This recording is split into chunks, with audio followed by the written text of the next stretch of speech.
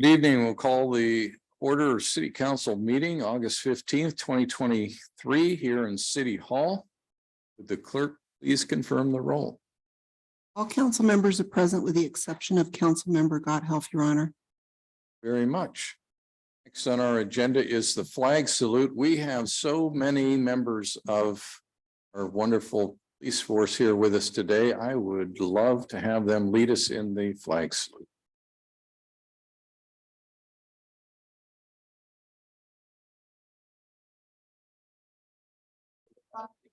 United States of America, republic for which it stands, one nation under God, indivisible, with liberty and justice for all. Thank you. Council agenda item here for you change. Agenda item number 12 in introductions. That's AB 23-102, a motion for authorizing purchase of IT network equipment. We're pulling that item from tonight's agenda. Need to go back and do a little tune up on that one. So with that noted, I would entertain a motion. If there's no other changes, I would entertain a motion for the consent agenda. Approved. Second, third. All in favor? Aye. And then on the main agenda. Yay. Mr. Laudenbach, you have very few more times to keep Mr. Rosen in line. Please work on that this evening. Gig for Rosen. Mark him in the book. Thank you very much. All right, we are all approved on the consent agenda. We'll move on to citizen comments. This is the time at which, if you would like to address council on an item not on tonight's agenda, we would invite you to do so. Here in chambers, you would step forward to the podium. If you're online, please indicate in the chat box, and then we will call upon you. You get up to 3 minutes. Speak, starting with your name and address for the record. Is there anyone here in chambers wishing to speak? Being none, do we have anyone online? Not at this time. Thank you very much. We will move on to announcements, presentations, and appointments. And it is my pleasure that the first one this evening is to make an appointment for the youth position on our Parks Commission. Would like to introduce you to Haley McGee, who has generously agreed to spend her time and energy making our parks a better place by serving on our Parks Commission. She has previously been on ASB, All Student Body School. She's been involved in Kiwanis Club and at the Railroad Museum as a docent. And I had the opportunity to meet her this past Saturday when we were getting ready for the parade. Find her delightful. I think she'll be a great addition to the commission. What would you step to the podium?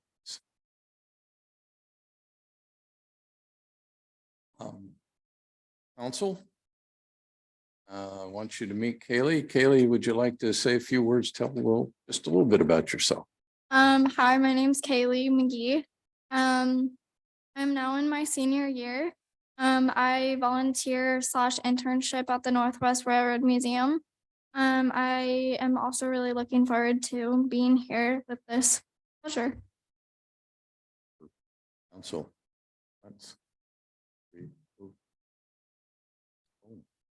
Thank you, Kaylee, for stepping up.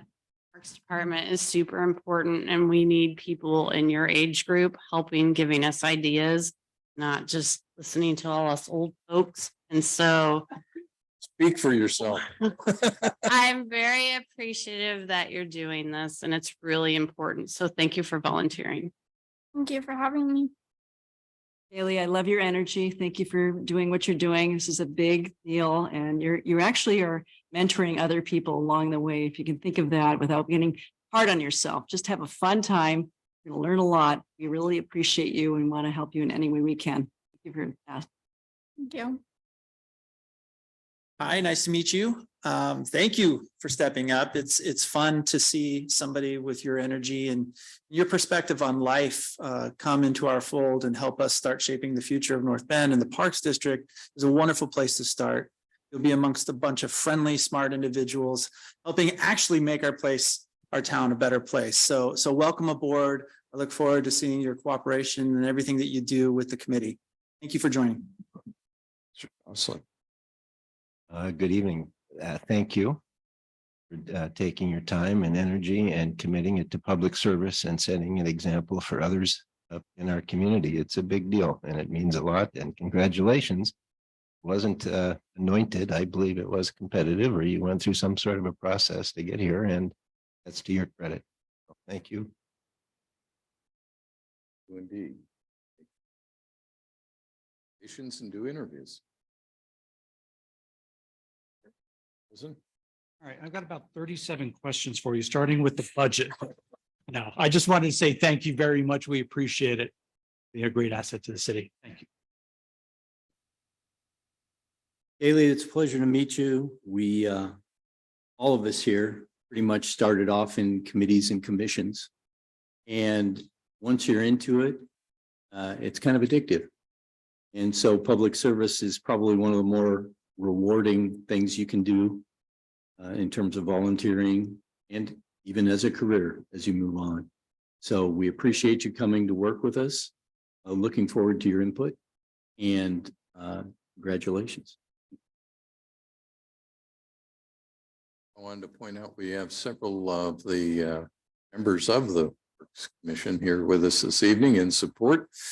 Shows how excited they are to the new member on. With that, would ask for a motion from the pro tem. Okay, motion to approve AB 23-101, confirming the appointment of Kaylee McKee to youth member position number 5 on the Parks Commission, term expiring August 31st, 2024. Second. I saw that second coming quickly. All in favor? Hi. Any opposed? Motion carries. It is unanimous. Congratulations and thank you very much. Thank you.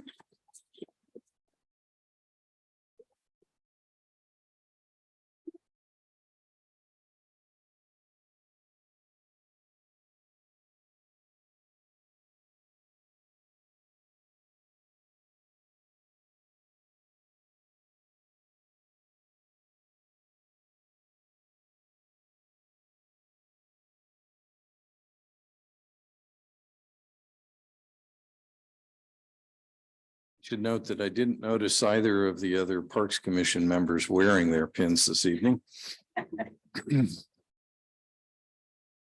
That was mean. All right. Sorry, Brian. Sorry, Tim.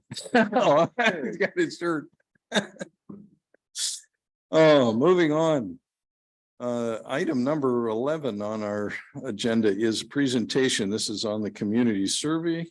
I know I hope we have our consultant online and ready to go, but Stemming, are you introducing? Yeah, as was mentioned, ETC, Jason Morado is our consultant, and I'm gonna just turn it right over to him to take over. Okay, great, thanks. Can everyone see my screen okay and hear this okay? Hopefully. Yes. Okay, great. Well, it's great to see everyone again. My name is Jason Morado with ETC Institute. We're a marketing research firm that specializes in conducting community surveys for local governments.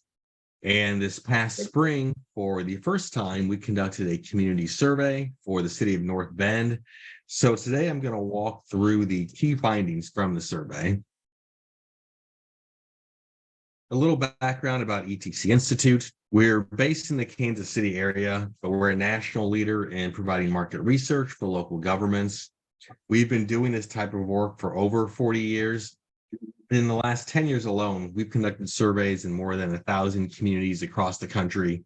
So this is really the type of work that we specialize in.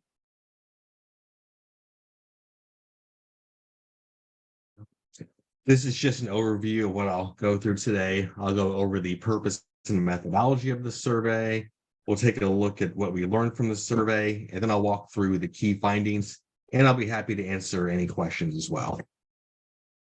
So there are several reasons to conduct a survey like this. One is to get an objective assessment of how satisfied residents are with major city services, and to determine what residents feel are the top priorities for the community. This survey also will hopefully set a baseline for future surveys. A lot of communities we work with conduct these surveys on a regular basis, often every 2 to 3 years. That way you can measure trends over time. Make sure you're always aware of what the current priorities are for the community. And then we're also able to compare your results with other communities across the country. So this survey was administered by a combination of mail and online with randomly selected residents throughout the city. And that's our standard methodology for these community surveys.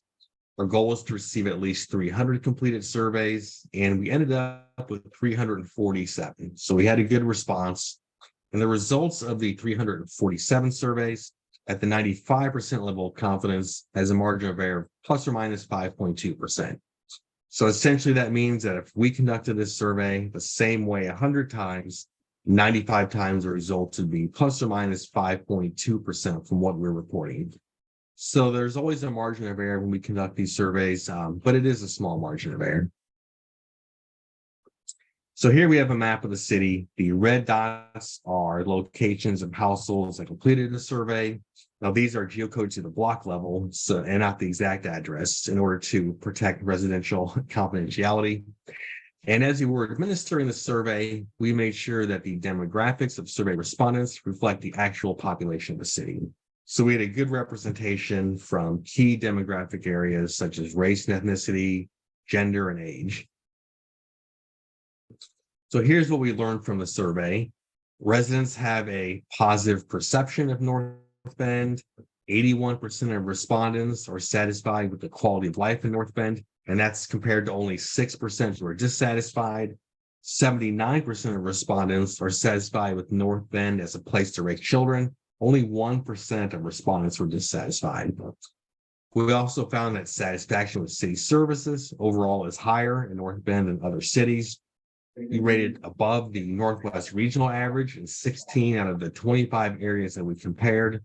And one of the areas that stood out is customer service from city employees, where you rated 15 percentage points above the regional average. And we'll look at some of these benchmarks in more detail in just a little bit.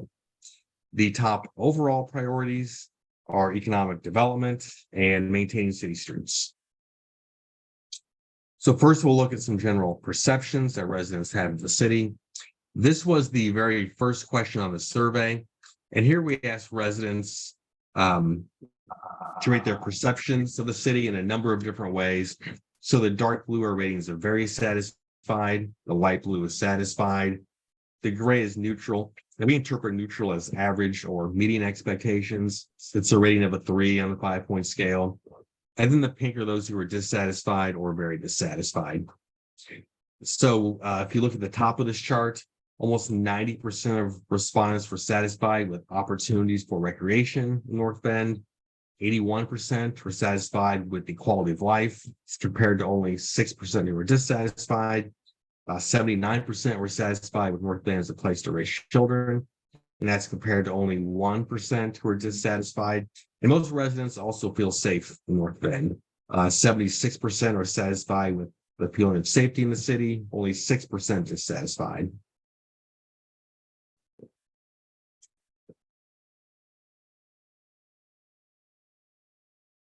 In this question, we asked residents how satisfied they are with major categories of city services.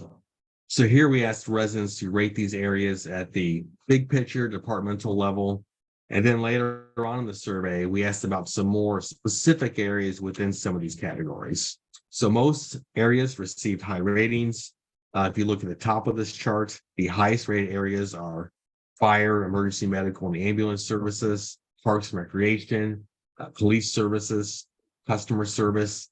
The only area that had more negative ratings than positive was economic development efforts. So here again, we have a map of the city. And what we did is we broke the results out by census block group. So these are fairly small areas. And this tells us that residents in different parts of the city rate services differently or have different perceptions of the city. This map is for the overall quality of life in North Bend. And you can see the entire map is blue, which means that residents in all parts of the city are satisfied with the overall quality of life. This map is for North Bend as a place to raise children.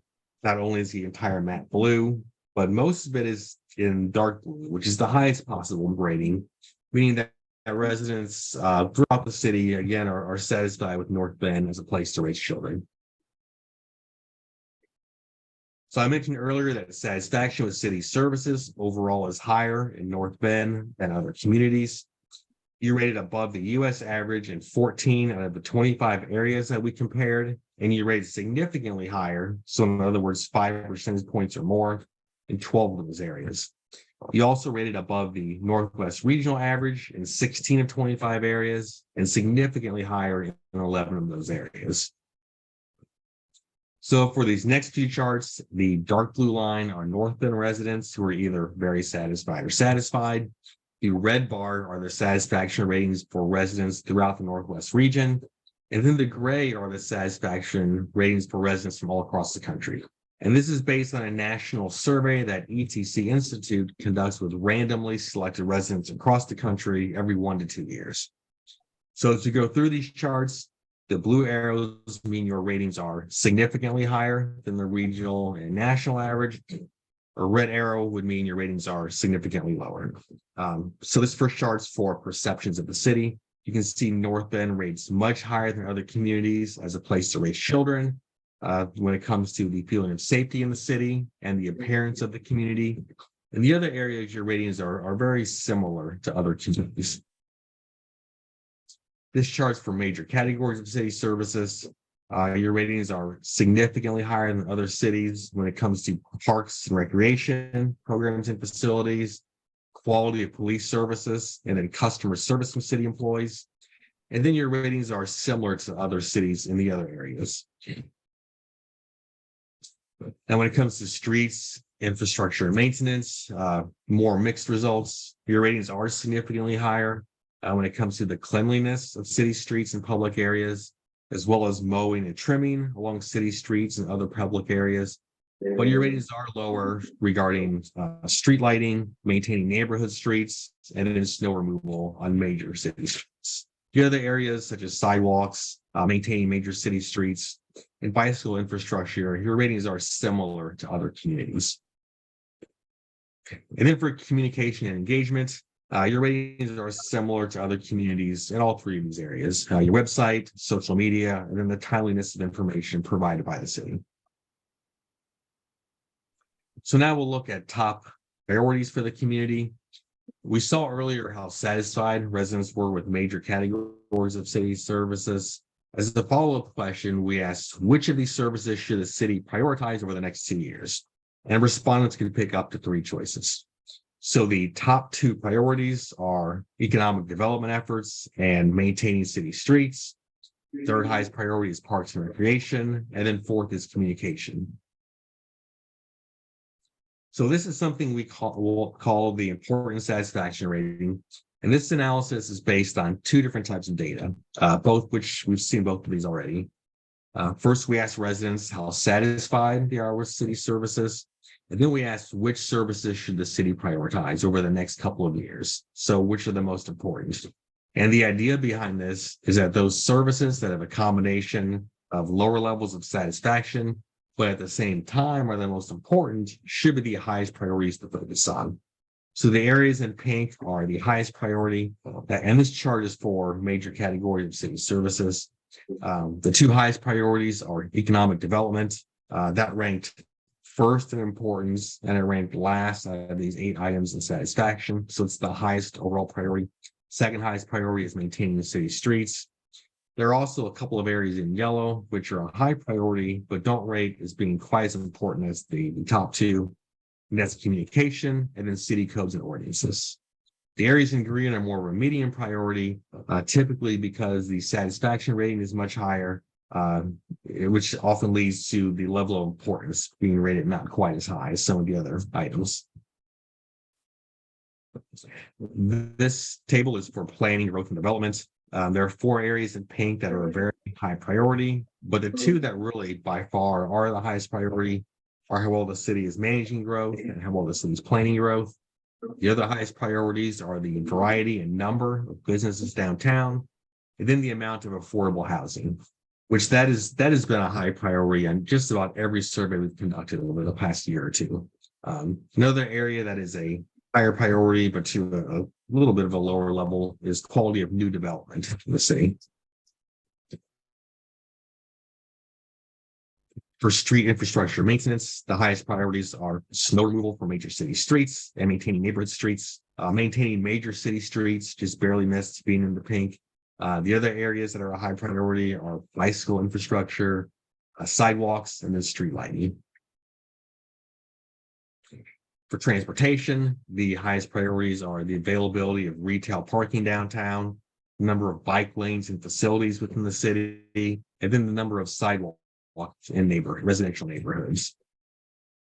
And then when it comes to communication and engagement, there are 4 areas in pink, but the one that really is by a pretty wide margin the highest priority is communications concerning development projects. Other high priorities are timeliness of information, communications on road closures and construction, and then communications about city meetings. So now we'll look at some other survey findings. And these are mainly the more customized questions that we spent quite a bit of time deciding how to word them and which ones to include in the survey. Here we asked residents how supportive they are of the city amending development standards to allow increased height for various types of buildings downtown, commercial buildings, mixed-use buildings, and residential buildings. And for each of those, over 50% of respondents are not supportive of amending the development standards for increased height. Here we ask residents how supportive they are of future residential growth in 4 different areas. Just under 50% are supportive of more residential growth near exit 34. For the other 3 areas, near exit 31, downtown, and the western part of the city, there were more respondents who were not supportive and supportive. Now here we asked really the same question, but about commercial growth instead of residential, but the same 4 areas. If you look at the top of the chart, 70% of respondents are supportive of commercial growth downtown, compared to only 19% not supportive. You've got between 60 and 63% of respondents who are supportive of commercial growth near exit 31 and near exit 34, but less support for commercial growth on the western part of the city. We also asked if respondents would like to see more than 1 hotel in North Bend. 55% said yes, 45% no.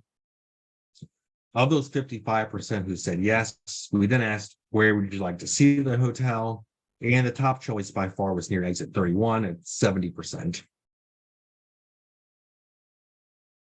So just a quick recap, we saw that residents overall have a very positive perception of North Bend, especially regarding the overall quality of life of North Bend and North Bend, a place to raise children.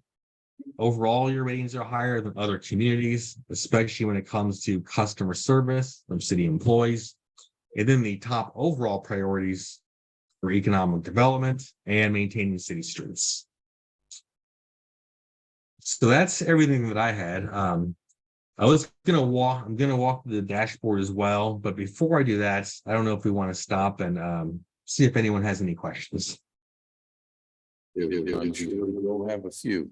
Ms. Cohen? What areas are we compared with, or what communities we compared to?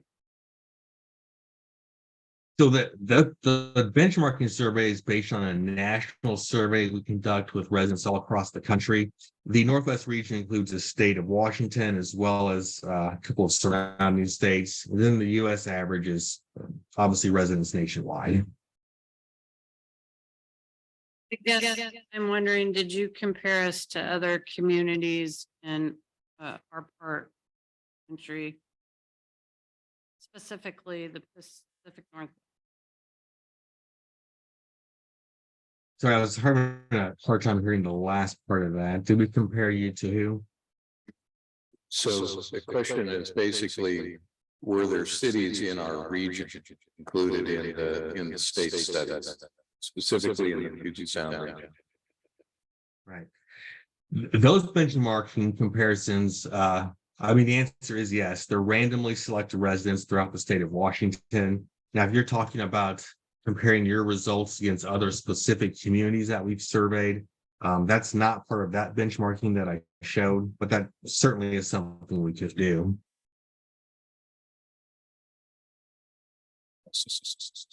Good evening. Thank you for your time. Early on, there was this very positive response, I believe. And this is going by sort of quick. I did look at it ahead of time, but nonetheless, we don't have it on our computers. But the quality of service provided by staff looked very high and off the charts, and other services seemed significant. And yet then here was this number later on that said the value received for the value received for the tax dollar, something like that, that was quite low. Those two things seem contradictory to me. Do you have any insight or thoughts? I don't know that customer service from city employees and value for taxes, are those the two you're talking about?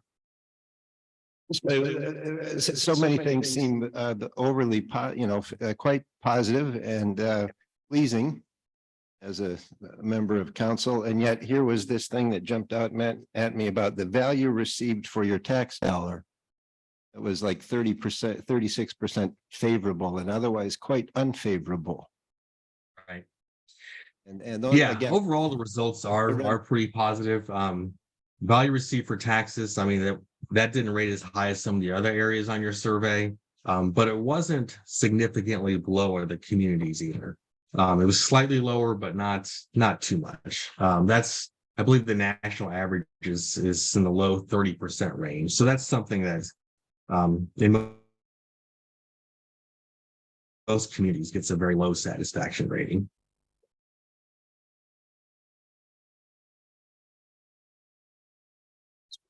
Well, I was just gonna dig a little deeper on that question. Just would like your feedback on that. So when I think of customer service from city staff, I think of more of the human engagement part of what a citizen or a resident would experience when they come in to say buy a permit or find information. When I think of value for the services of tax dollars, and then I start looking at the snowplow, the street maintenance, and some of those other service related areas that the city is accountable for. My brain wants to say those are more strongly correlated than perhaps the staff interaction piece. Am I going in the right direction on trying to analyze those insights? Yeah, I agree with that. Yeah, absolutely. I don't think one of those things necessarily has a big impact on the other. I agree. Customer service, that rating on this survey really is more related to direct interaction with city employees, whereas value for taxes, I mean, it's obviously a broad question, includes a lot of things beyond just the interactions directly with city staff.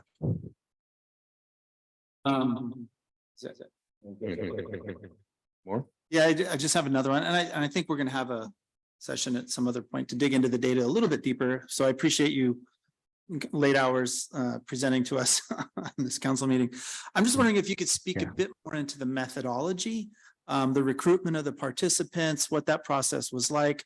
I think you said there was online and then there was in mail, and just the time in which it took, incentivizing folks. Could you just explain a little bit more of that process, how folks were selected and ultimately completed the survey?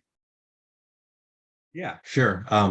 So our goal is to receive at least 300 completed surveys, and that's a typical sample size for a city of your size, even probably slightly larger than we sometimes would get for a city of your size.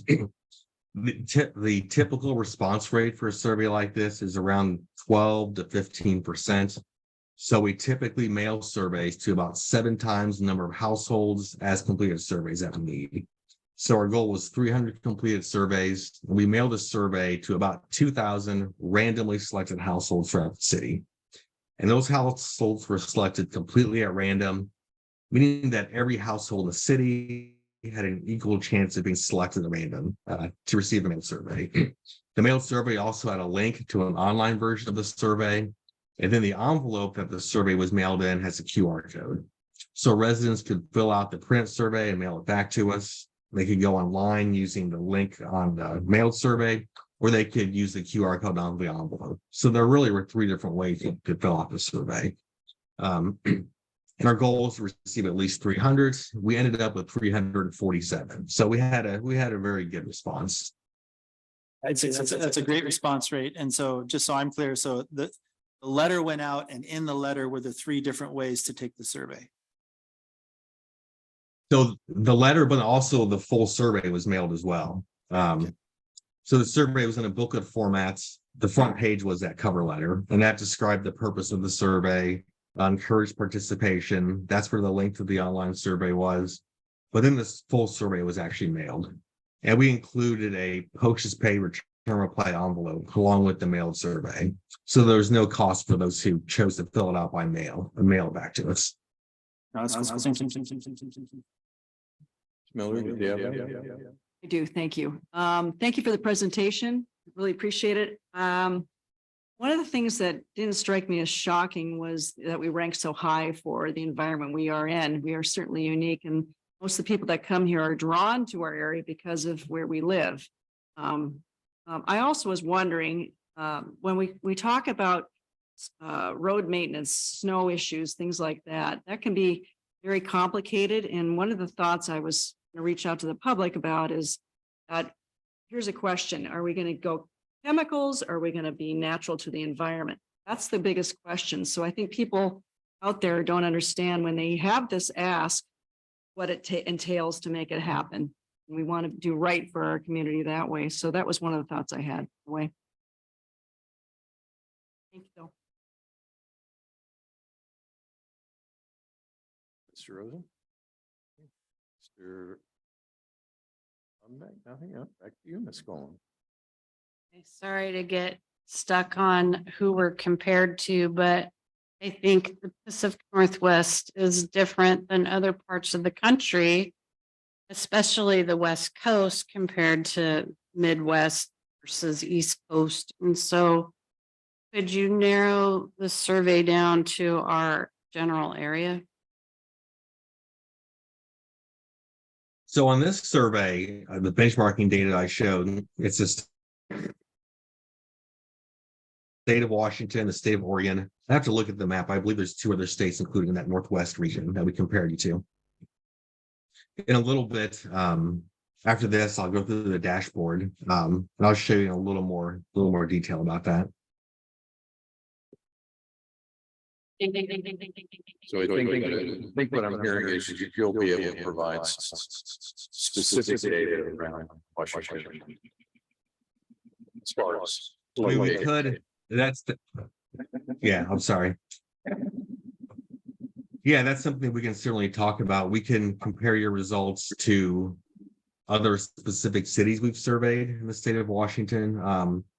We can do comparisons based more, it could be more based on population. I mean, the more specific we get, the less data we have to compare you to. But there certainly are a lot of different other ways we can do benchmarking comparisons.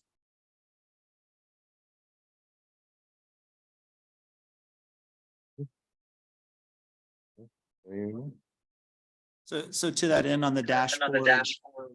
New one. Now I know why you don't like hearing me speak, because I just heard myself. So on the dashboard, are those are filters that we'll be able to work with you to actually include, or is the dashboard already set? Because I understand Councilmember Collins' interest in benchmarking with other like cities. Of course, has to be apples to apples. I mean, we couldn't be compared to Seattle, for example, but point being is on the interactive dashboard, is there more flexibility for us to talk with you about what filtering is in there? So that we can also interrogate the data, but also if the citizens wanted to look into it as well. Yeah, the dashboard's already created, and I'll just give you a brief overview of that in a little bit. But we can talk about other, changes you wanted to make to it, if there was something else you're interested in. There may be limitations in what we can do, but certainly we can talk about that. Yeah. And it sounds like we're about ready to move to the dashboard portion. I just want to do one follow up to Mr. Elder, asking us how the survey was distributed. I didn't, was there a way to control for duplicates? Yes, there is. So the mailed survey has the address printed on it. But if someone chose to take the survey online, they were asked to provide their home address when they submitted their survey. And there's a couple of reasons for that. One is exactly for the reason you said, to make sure that our database only includes one complete survey per household, but it's also to make sure that we only receive surveys from city residents, and also only from those households that we randomly selected to participate in the survey.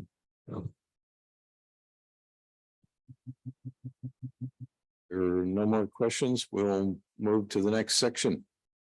The dashboard. Okay, so I'm going to, let's see here, pull up the dashboard. Just a second here. While he's setting up, I'll note that the website is now live on our city webpage. If you go to our city webpage at northbendwa.gov and go to community tab, and it shows community survey. And we have a webpage up with this dashboard available to the public. We're going to release that in a press release, I hope. We are.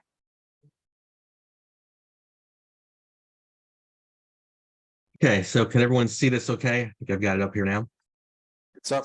Okay, so this is the dashboard. It is all the same information that's in the PDF reports, but it also does allow you to drill a little deeper into the data. So it takes a little bit to get used to using this, but I'll just kind of give you a fairly high level overview. So this is the front page. We'll just start here with city performance. Click on that. If you click on results, these are the types of charts that you see in the reports. And I went through a number of these in the presentation. This is satisfaction for major category of city services. You can pick a different question if you want. Parks and recreation, for example. Now, if you go to results by key demographics, clicking down here. So here's the way you can see the results for any question on the survey, just in one page broken out by different demographic groups.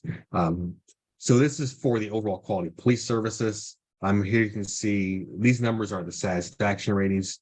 So 66.2% of female respondents were satisfied with the overall quality of police. 79.5% of male respondents were satisfied with the overall quality of police. You can see the results also broken out by age group. Looks like those who are ages 45 to 54 are the most satisfied with police. Those ages 35 to 44, at least satisfied. All of these results are really very good all around. You can see the differences. You can see the differences broken out by how long residents have lived in the city, whether they are owners or renters. And you can pick different categories. You could pick, customer service, for example. And again, see the differences based on race, on age, number of years lived in the city. This is for major categories of services. Here you can pick different categories. Like if you want to look more specifically at community engagement, for example. Get rid of that. You pick which category you want. Let's just say the city's website. And again, you can see the differences. For example, those who the newer residents seem to be much more satisfied with the city's website than those who have lived in the city for more than 5 years. Now here where it says trend data, that's where if you did the survey again, we would upload the data from the next survey into this database and you can compare the results for multiple years worth of surveys. If we go here to importance, we also saw this type of chart in the presentation. We asked residents which services are most important for the city to prioritize. So this is for major categories of services. It was economic development efforts, maintenance of city streets. If you click on who responded to the survey, this includes the demographic questions as well as other questions that weren't related to satisfaction or importance. Like here, you're seeing the breakout of how long residents have lived in the city. If you click on mapping, so here I showed you a couple of GIS maps. This is the same idea. We broke the results into 5 different areas. This is for how satisfied residents are with the cleanliness of city streets and public areas.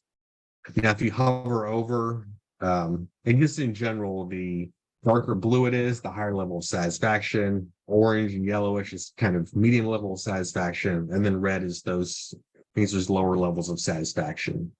So if you hover over this dark blue area, you can see it shows, it says percent of surveys. That's the percent of residents who are either very satisfied or satisfied. So almost 78% of residents in this dark blue area are satisfied with the cleanliness of city streets and public areas. And number of surveys shows how many respondents were in that area. So 63 respondents. Now, if you move over here, you can see the satisfaction is lower here. In this area, only 56% of respondents were satisfied with cleanliness of city streets and public areas. Now we had a smaller sample in that area. You can see there were 32 surveys from that area. And of course, you can pick different, any question on the survey you want. These are all the options under street infrastructure and maintenance. Let's look at street lighting, for example. So satisfaction ratings are lower with street lighting than they are with cleanliness of the public areas. There's more red here. The darker red is, the lower satisfied areas. Here, just 40% were satisfied with street lighting. And then if you look in this corner here, it shows the overall satisfaction rating, and then just a more specific breakout to the right. And anytime you want, you can click on this homepage button and go back to that first page we looked at. So we've looked at city performance, who responded, mapping. Now we'll look at investment priorities. So this is essentially that important satisfaction rating we looked at in the presentation. It has the pink and the yellow and the green. So this shows this one is for transportation. We could pick a different categories such as planning and growth and development, street infrastructure maintenance. And we see the highest priority was available of retail parking downtown, number of bike lanes and facilities within the city, and then the number of sidewalks in residential neighborhoods. Now, for any of these questions, you can go to the filter page and look at the results just for specific demographic groups. So let's go to filter page. Click on that. Let's say that we want to see the results just for those respondents who are under 35 years old. Now you can click multiple categories. You could say under 35 years old who are renters and male. But if you get too specific, the sample size will be very small. Up here shows how many respondents we've selected. So remember, overall 347 households fill out the survey. Now we're going to look at the results just for those under 35 years old, which represents 61 respondents. So we click that. We'll go down here to apply the filter. So remember before, availability of retail parking for all respondents was by a pretty wide margin the highest priority for transportation related items. For those under 35 years old, the highest priority is the number of bike lanes and facilities within the city. Availability of parking downtown was second, and then sidewalks was third. And you can do that again for different questions on the survey. And then you can clear the filter, whenever you're ready. Go back to the full sample of 347 surveys. And then for the benchmarks, so let's start with national benchmarks. Now, this is based We do a survey once every 1 to 2 years with randomly selected residents all across the country. So that's what the national numbers are based on. Now, in these dials, this arrow or whatever you want to call this line here, that's your results. If it's in the green, that means you're above the national average. Yellow means you're within the range of the national average. Red means you're a little bit lower. So for police service, you can see you're well into the green. Most areas are into the green or at least into the yellow. Now, if we look at regional, so in this chart, we're comparing your results to the Northwest region. Now, if you want it for some reason, you can look at the mountain region, which would include Wyoming, Nevada, Utah, Colorado, Mexico, and Arizona. Northwest region is Montana, Idaho, Oregon, and West Virginia, or Washington. So Northwest region. The black bar are those residents in the Northwest region who are either very satisfied or satisfied. The green bar are your satisfaction ratings. Now, and here's the category. This is just overall communication, overall feeling of safety, overall maintenance. You can also look at some more specific items within these categories. So if we click on this, now we're looking specifically at different items of, let's go to Parks and Recreation. So now we're looking specifically at Parks and Recreation. You can see 79% of North Bend respondents are satisfied with parks in the city. The national average is 68%. That's for everyone. You probably want to look maybe more at the Northwest region. 63% of your respondents are satisfied with special events sponsored by the city. The Northwest region, the average is only 50%. You can also look at breakouts based on population. You can select which of these you want. Right now, this is selected as cities with under 30,000 residents. And again, the black bar are the residents for smaller communities, the average, and the green are your residents. And again, this is overall categories, but you can look at more specific items within those categories as well. Like we could look at, say, police services. Now, there's only one under this option, but overall quality of police services. 73% of your residents are satisfied overall with police services. For other smaller communities, the average is just under 60%.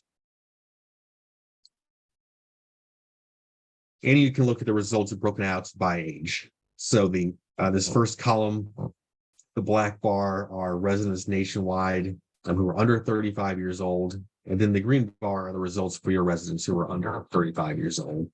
This middle category is those between the ages of 35 to 65. And this one in the blue are residents who are 65 and over. So I know I went through that fairly quickly, but that's just kind of an overall broad view of the dashboard. Does anyone have any questions about or comments about the dashboard? Mr. Elwood. And sorry, Jason, I just can't recall. Are these data weighted or balanced to census, or are they natural fallout? How are they treated? Your results were not weighted. We had a very good response for the key demographic areas such as age, race, ethnicity, and gender, geographic location. So we didn't need to weight the data. So the distribution is about what you would see with census, perhaps? Yes. And then I can't recall how long the survey was fielded for. So if you can remind me of that, and then the follow-up question to that is, you think if we had stayed in field longer, we would have collected more responses? The survey was administered throughout, most of the data was collected throughout the month of April. No, we wouldn't have received more unless we had done something else to encourage more participation. We reached our goal of 300 completed surveys, but then we still left the survey open longer because some people were still filling it out. But once we get to the point where several days go by and nobody else fills out the survey, that's when we stop administering the survey and start processing and analyzing the data.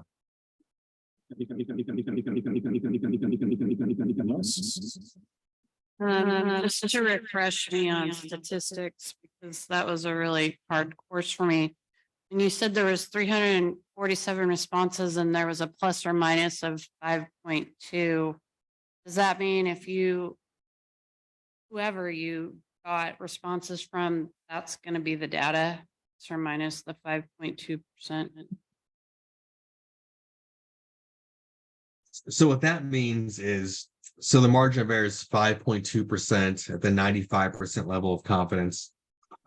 Essentially what that means is that if we conducted this survey the same way 100 times, 95 times the results would be plus or minus 5.2% from what we reported.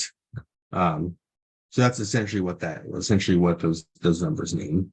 The more surveys you do, it still would be at the 95% level of confidence, but that margin of error would shrink. So for example, let's say we had 600 completed surveys. The margin of error instead of 5.2% would be 4% at that 95% level of confidence. Thank you. Questions much more mundane. Since Councilmember Colin already called me out for being old, I'll admit that I'm not quite as intuitive as running around the dashboard that you were. Are there instructions or a page of instructions on that dashboard to help you and figure out how to slice and dice? We do have some instructional videos. I can send those to Rebecca. Yeah, just a short, 1 to 2 minute video on a lot of those different sections that I went over. So I can send links to those.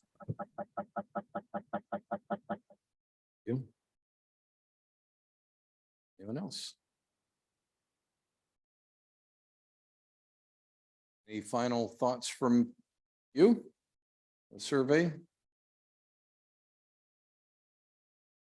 Question to presenter. No, I'll just say it was great working with everyone. I think the results overall were very positive. You're never exactly sure what to expect the first time you conduct a survey for any community. But I think the results are very positive, and I think the survey itself was a good mix of a lot of our kind of standard typical questions, which allowed us to compare your results to other communities. But also we had a number of customized questions included in the survey. So.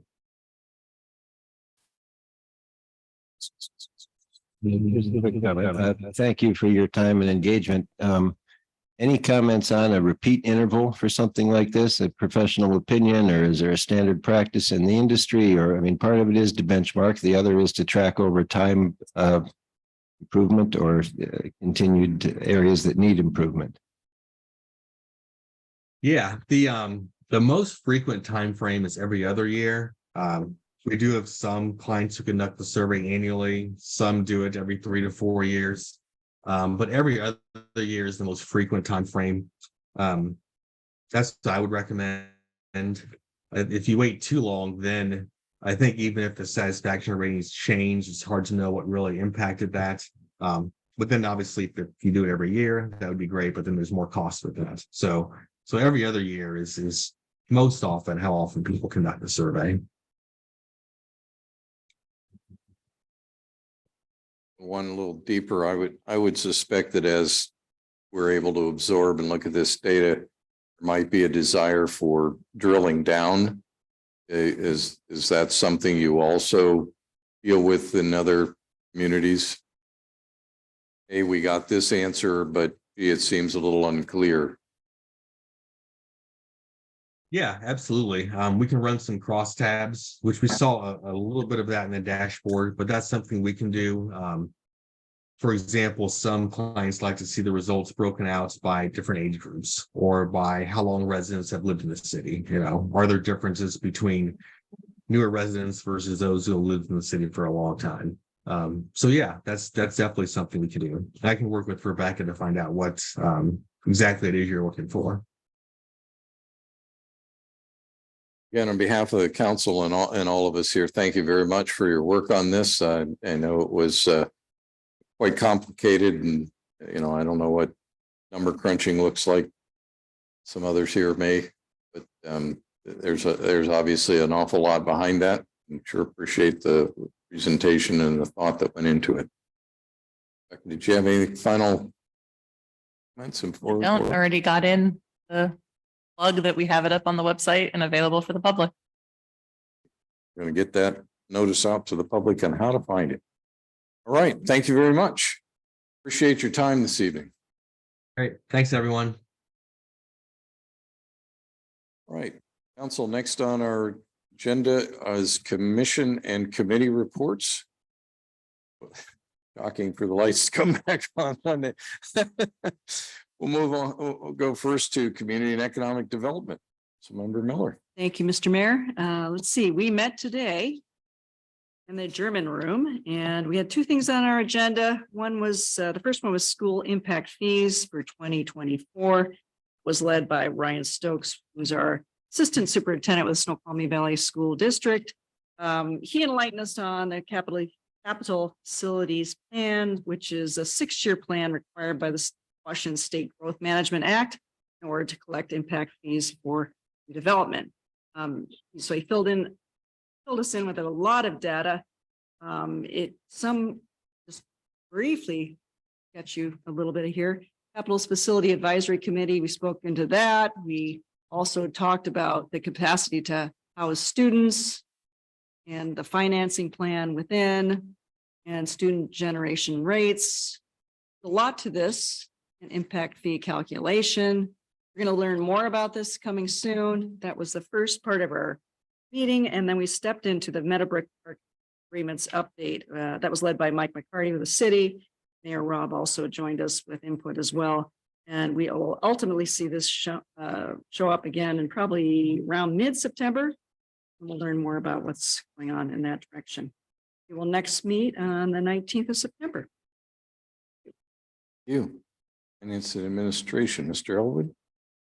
Thank you, Your Honor. We met, is it right one? June 13th, I believe. We discussed 4 different items, Pendleton Consulting contract, Mr. 360 iNet Services contract with Phil. We got to meet Phil, our wonderful tech guru. Welcome aboard, Phil. And some IT equipment. Our next meeting will be September 19th in the adjournment room at 4 p.m. Please join us. Thank you. Thank you. Mr. Rosen, Public Health and Safety. Thank you, Your Honor. We met August 1st here at City Hall and 4 items on the agenda. An update on fire, police, our jail rates, shocking, they're going up.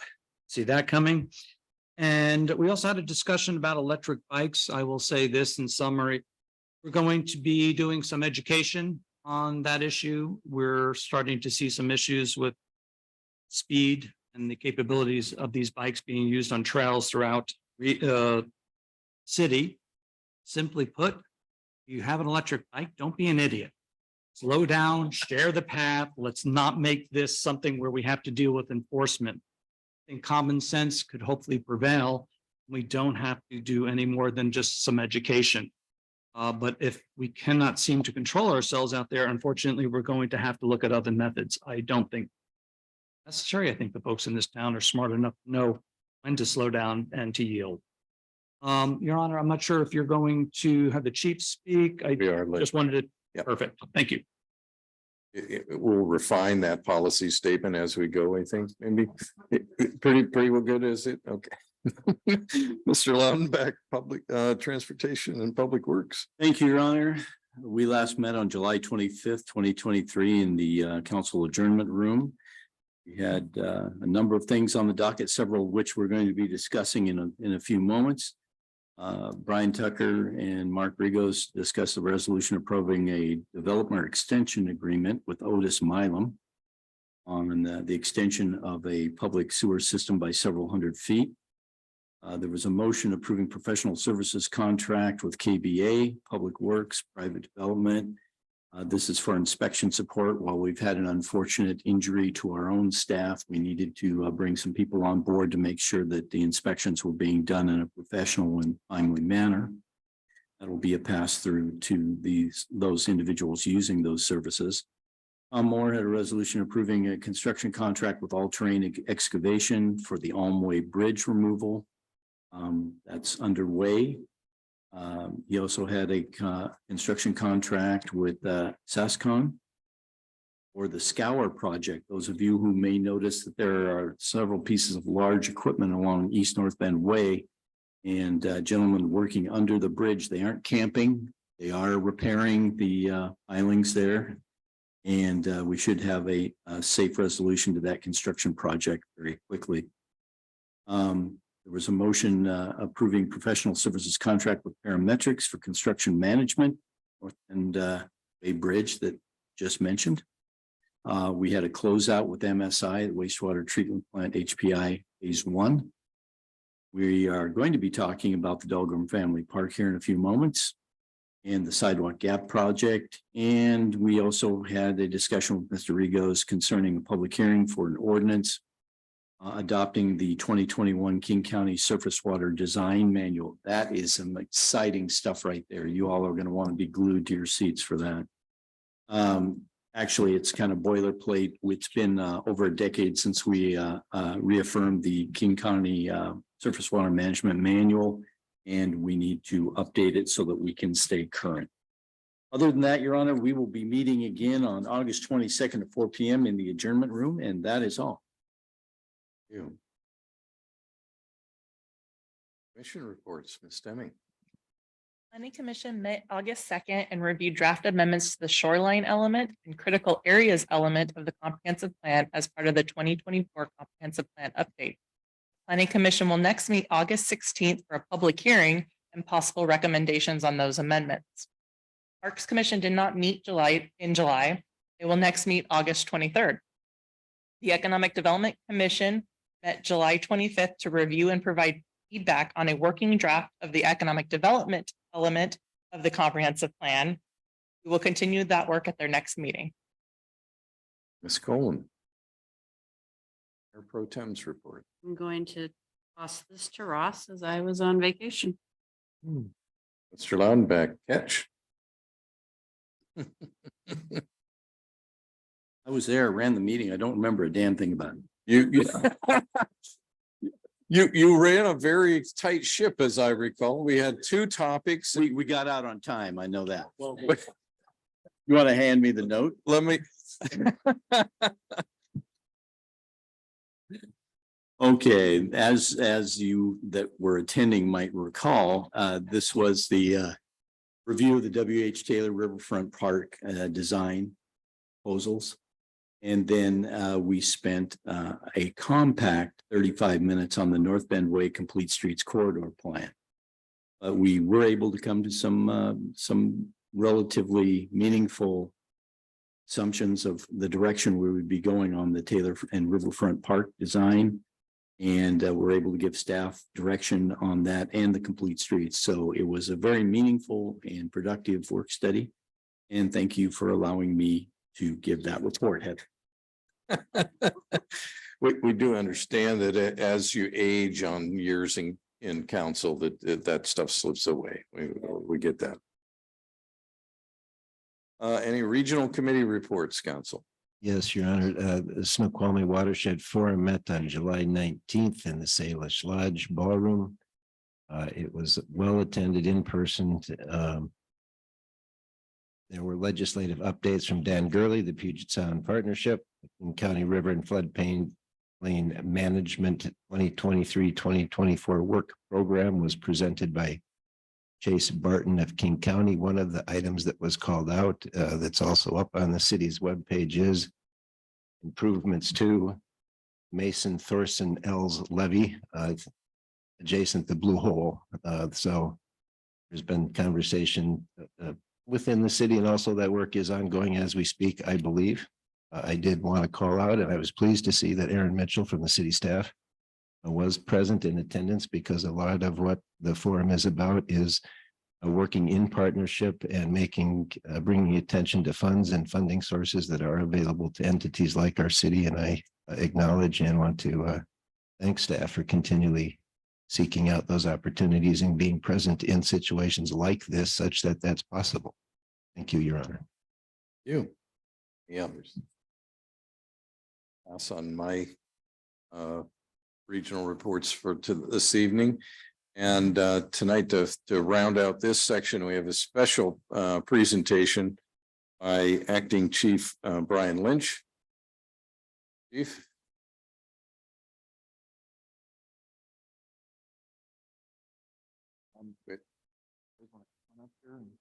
I have the distinct pleasure tonight to come to you with three of our newest police officers that serve the citizens of North Bend. I'd like to just take a couple seconds here to introduce you to each one of these guys.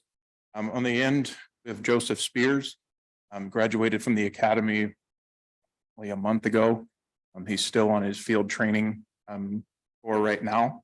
He comes from a family of service. His father was a retired police chief down in California.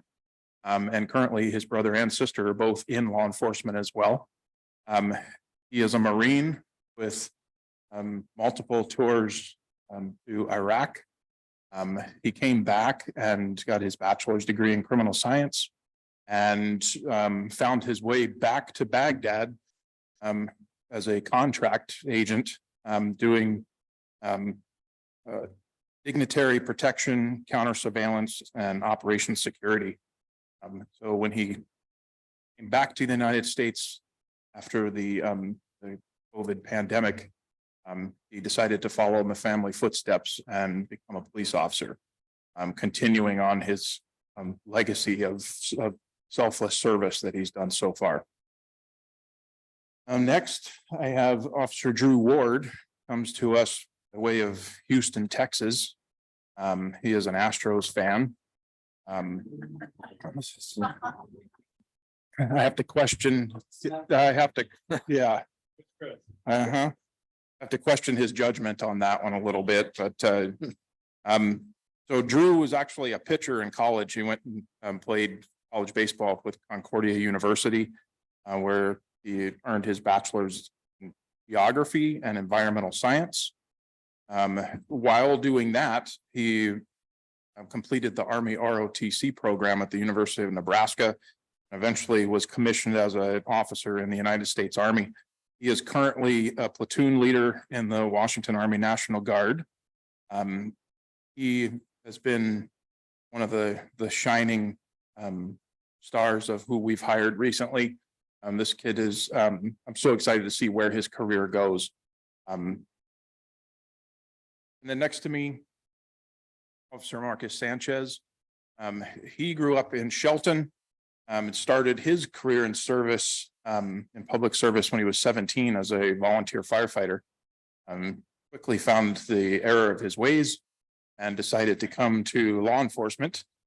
He did 7 years with the Washington State Patrol. So I've had to tell him that we do not wear bow ties here at the North Bend Police Department. Next He still has year's it, though. policy. Yeah, he still has it. That's right. But after the 7-year career there, he decided for a change and he got hired at the Fish and Wildlife as a game warden and was actually stationed out here in the Snoqualmie Valley. So he comes to us having worked, side by side with some of our officers here in North Bend. Brings a lot of natural leadership qualities, and while he's brand new to us, he's only been here for 3 weeks. We're looking forward to having him on the road by himself in a car probably towards the middle of September, and automatically fills a leadership gap in our young department. So the guys that are standing next to him will use him as a resource. And Marcus Sanchez is actually going to be assigned to the city of North Bend. His primary duties will be serving the citizens here. I will be back in November with another introduction. We have one that's in the academy right now that will be another North Bend officer. So he is off in baby police officer land, learning how to do this stuff. And we're looking forward to having him back. And getting to know each of these gentlemen here. While they have a lot in common, I have always pointed out the most important thing that these guys have in common is their draw to selfless sacrifice and service. Throughout their lives, every decision that they've come across, they've put themselves second, and the service to the community, country, those come first. So they've decided that their service has brought them to our community. That I'm thankful. I think that in these times of trying to find people to fill spots, it is difficult to find people of such high quality that we have been lucky enough to find in these gentlemen here. So I'd like to formally introduce your newest officers to your community. Thank you very much.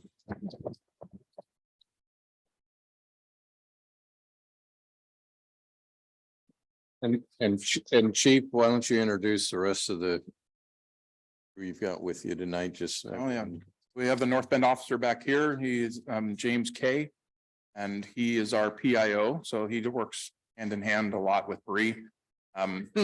He's, if you've ever seen the Snoqualmie North Bend Police Department's Facebook page, and then you turn around and talk to him, he writes on that page exactly how he talks in person. So yeah, you would know who actually does that. We also have his Sergeant Craig Miller. Then another officer from his squad, Officer James Aguirre. And Officer Gutwein, Austin Gutwein. Officer Gutwein is also assigned to the city of North Bend.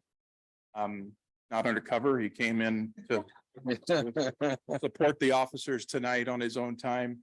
And then we have LT back here. A lot of people see his uniform and they're like, we didn't know we had a lieutenant, but he's not a lieutenant.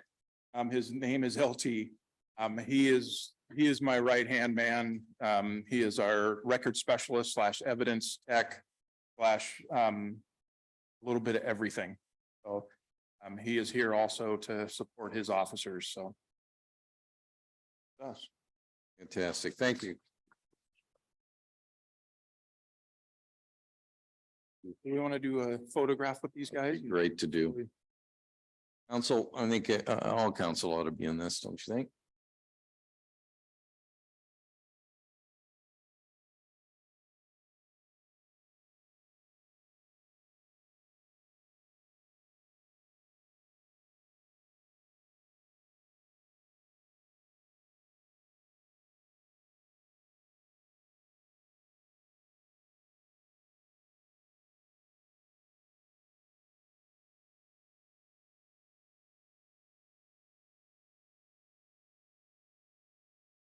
I'm from Houston. Yeah, but he's also from Nebraska, so he's immensely cool.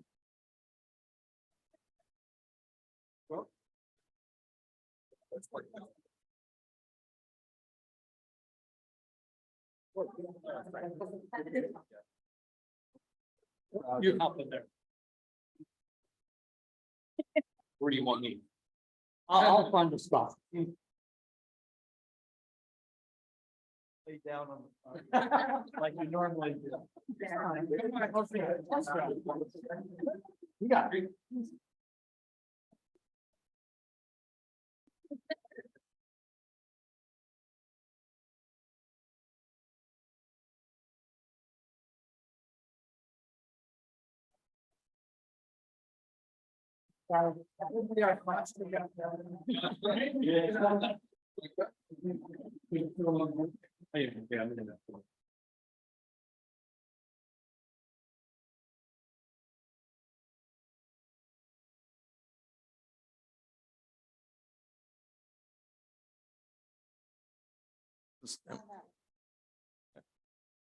That was my way of slipping in a short break, so everybody could stretch it a little bit.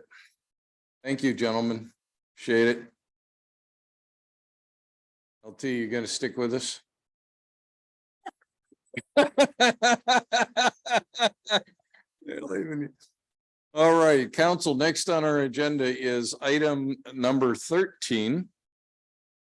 This is AB 23-103. This is a motion authorizing the Third Amendment with DNR regarding the Dahlgren Park.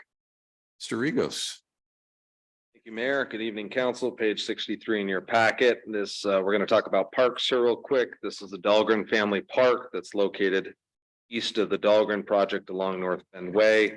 This project park has been in development for 3, 4, 5 years or so now. The state DNR has been managing this capital project for the city, which has been nice. There was a bid opening of the engineering plans, construction documents and specifications about a month and a half ago. The bids were a little bit all over the board. Low range was at around $800,000 and it went up to about $1.6 million. There's quite a spread. What we learned a few weeks ago is that the low bidder was unable to qualify for a performance bond, which means they were out from the project. The next low bid, fortunately, is a good company, and it's a company that's done quite a bit of work in the city before, but it was an increase of $259,000 plus tax. It's around $286,000. So we talked about this at our last Transportation and Public Works Committee meeting, and I thought I was going to have to start cutting services out of this park, but had a good discussion, and it seemed like the committee wanted to move forward with, let's build it right. Let's include the picnic shelter, some of the irrigation components and trees, etc. So this is the Third Amendment with the DNR to move this project forward. That concludes my. You clarifying questions, council? So we are getting a picnic shelter? We are, you approve this amendment, we are getting a picnic shelter. Good question. Any other clarifying? We'll move to public comment. If there's anyone from the public wishing to speak on this item here in council chambers, you move to the podium. Anyone online, please indicate in the chat box.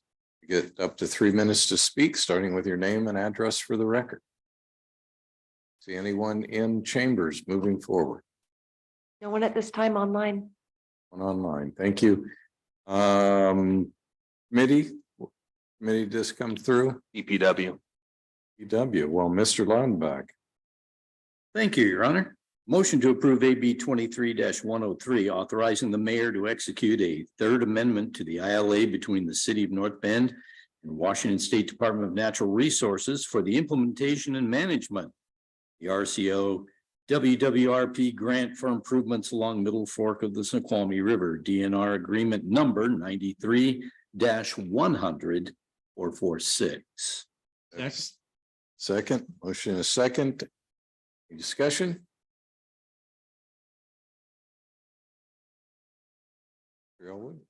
Just confirming the point in the summary that the funds would come from park impact fee revenue.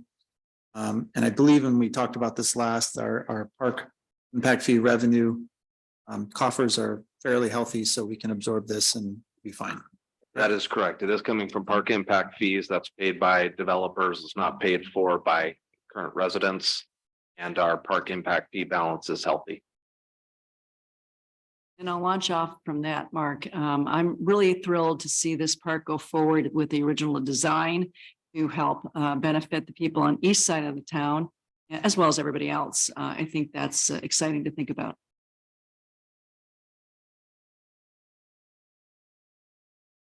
Includes comments. Motion before you as eloquently put by Councilmember Laudenbach to approve AB 23-103. All in favor? Aye. Any opposed? Motion carries and it is unanimous. Thank you very much for that support. I think we are going to get the right park out there. And next item on our agenda, number 14, AB 23-104. This is a motion authorizing a contract with PH Consulting for the 2024 Sidewalk Gaps Project. Mr. Regos, back to you. You, Mayor, page 69 in your packet. City Council has increased funding towards pedestrian safety and pedestrian safety projects around the city. We'd like to move forward with 4 sidewalk projects. Several of these are just excellent in my opinion. One of them's at Orchard across the street from the Skyview complex. Gravel shoulder parking is not ideal, so we want to improve that situation, add some more parking stalls.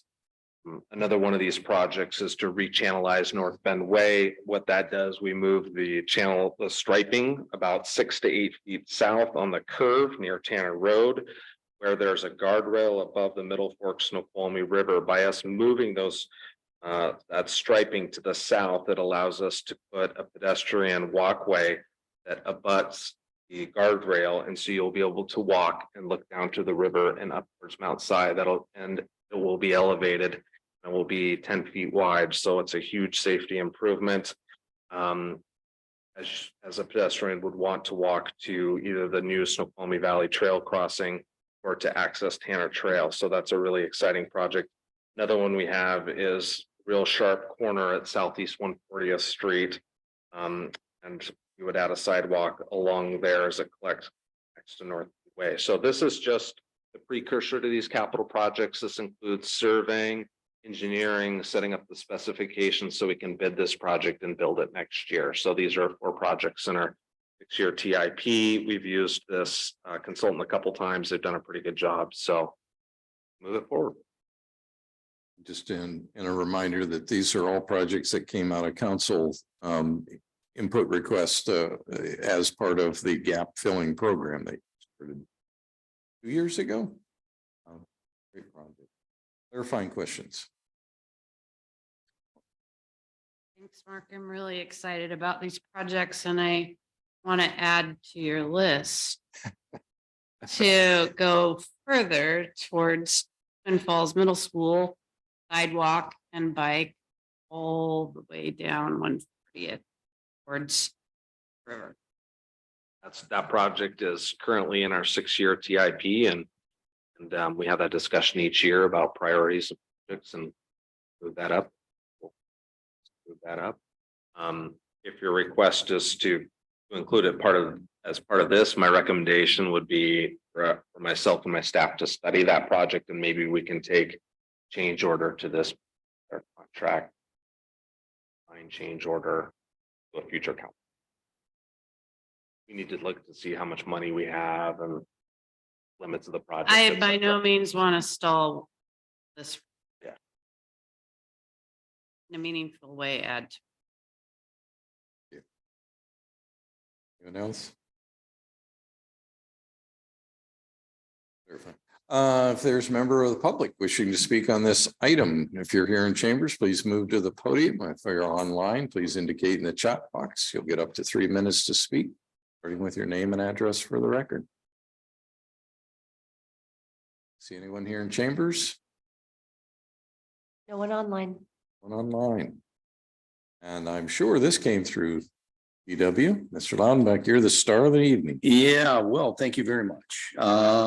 Motion to approve AB 23-104, authorizing a contract with PH Consulting for the 2024 Sidewalk Gaps Project in a form and content approved by the city attorney in an amount not to exceed $257,723.45. Enthusiastic second. Thank you, Ms. Miller. I have a second. Comments? Sure, I wouldn't. Thank you, and I'll spare you from Councilmember Helen Scope Creep Collins words of questions of doing more, but this is wonderful. One of the things I want to call out on this is one of the items on here, if I recall, and please correct me if I'm wrong, Mark, is that a while ago, a citizen actually went around and got a bunch of signatures on one of these items that put it on our radar. And I want to call that out because while it took some time for us to get to it, because obviously we have to prioritize based on need and so forth, it was the efforts of one individual who went door to door, knocking on people's doors and getting support for adding this item on here. So now the efforts of that citizen will be realized, which I think is great. So to me, this is a success story, not only in just closing some gaps here, but this is some of this was citizen-led initiative. So I just want to call that out. Great comment. Anyone else? None? Item before you is the motion to approve AB 23-104. All in favor? Aye. Any opposed? Motion carries and it is unanimous. Thank you very much. Council, we have run out of agenda items. We'll move to Mayor, Council, Administrator concerns and initiatives. Ms. Miller, would you like to lead us off? I'd be thrilled to. Let's see, we had the Festival of Mount Si this past weekend. If you went, I hope you had a wonderful time. I want to especially thank all the people who put this fabulous event together. And Morgan Henley was one of those individuals. I think he put on the parade, for the most part by himself and a few other eager helpers along the way. We had the chili cook-off. We had excellent fireworks from the Wersch family. I want to thank them specifically. They've given so much to the community over their almost 50 years. I think since 1976 when they started this. There was only a couple of years where they weren't able to. COVID was one of those years, but just outstanding. I hope people had a wonderful time. If you weren't able to come next year. We look forward to more community involvement as we get excited as the summer has finally hit us in a hard way or in a big way in the 90s right now. But it was wonderful to see all the faces out there.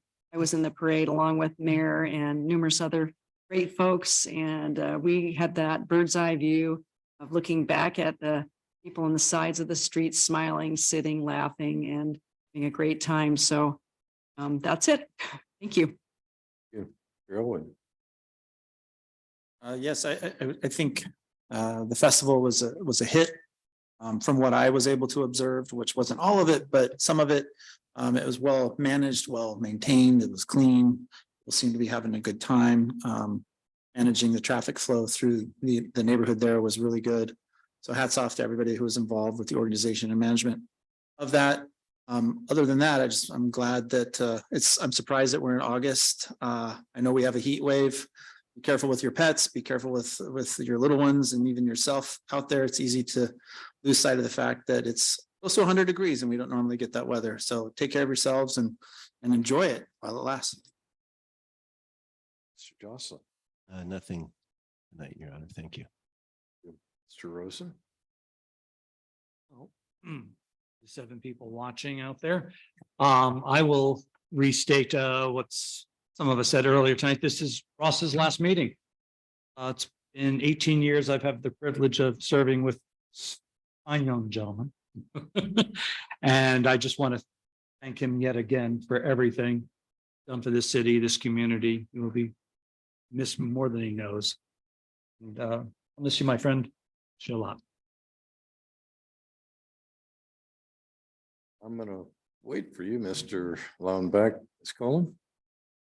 I would just like to say my thoughts are with Maui and the city of Lahaina and wildfires and looking at their tragedy. I would like to move forward with our own city and planning for a potential wildfire and how we would react in a similar circumstance. And I'm sorry to Maui. Mr. Regos, anything for the administration? Sure, I'd just like to say, Ross, thank you. You've made an amazing positive impact and contribution to the city of North Bend. Huge what you've done. So appreciate it. Appreciate our friendship. Don't be a stranger. I'm going to go first too. We're going to leave you the last word of the evening and make you suffer all the way through. A couple of the general easy announcements. The city is now accepting human and community services grant funding requests from nonprofit organizations that serve the North Bend community. Find out more about the application process, please visit the news section of the city website. Application deadline is September 1st, so that's coming up soon. I point out that the yard waste recycling program is back. We held this Saturday, August 19th from 8 a.m. to noon at Public Works. Those attending are asked to use the Public Works entrance off North Bend Way. Council, reminder for you that the regular August 22nd council work study was canceled in favor of scheduling a special council work study on Tuesday, August 29th, 7 p.m. here at City Hall. It was so we could hold Mr. Loudon for one more meeting. On a very sad note, I know that everyone at this table and probably everyone in the audience knows this already, but it was finally announced in our local papers. We lost another outstanding citizen a few weeks ago, passing of Gardner Vintage. Wanted to be sure and point out just a few of the things that Gardner was involved in for the years here and his love for North Bend. He was named by this city as the 2013 Citizen of the Year. He was deeply, deeply involved in the Snoqualmie Valley Historical Museum, served as president for many years and treasurer. He was a regular weekend docent. He was connecting with locals and visitors of all ages with Valley history in an approachable and interactive way. Say that I had many, many exchanges with him over the years, and I was just always floored at the depth of his knowledge and the things that I learned about our history here. He was committed to preserving the history of the Snoqualmie Valley through various projects, as well as researching and writing about the history of many of his own ancestors here, which started in the Valley in 1883. Gardner was appointed as the North Bend Special Commissioner to the King County Landmarks Commission from 2019 to 2021. He actually tendered his resignation to me in the parking lot of the post office of all places.